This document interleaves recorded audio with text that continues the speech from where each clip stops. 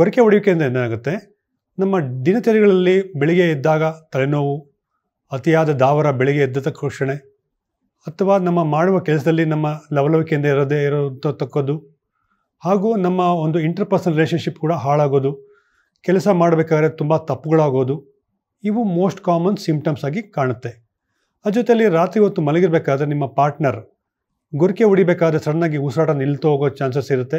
ಆವಾಗ ಚೋಕ್ ಮಾಡಿ ಹೇಳಲಿಕ್ಕೆ ಆಗುತ್ತೆ. ಯಾವ ಥರ ಅಂದರೆ, ಗೊರಕೆ ಹೊಡಿಬೇಕಾದ್ರೆ ಸಡನ್ನಾಗಿ ನಿಂತು ಹೋದಾಗ ಘೋಷ ಈ ಥರ ಒಂದು ಸಿಂಪ್ಟಮ್ಸ್ ಇದ್ದಾಗ ಏನಾಗುತ್ತೆ, ಅದನ್ನ ಆಪ್ನಿಕ್ ಎಪಿಸೋಡ್ಸ್ ಅಂತ ಹೇಳ್ತಾರೆ.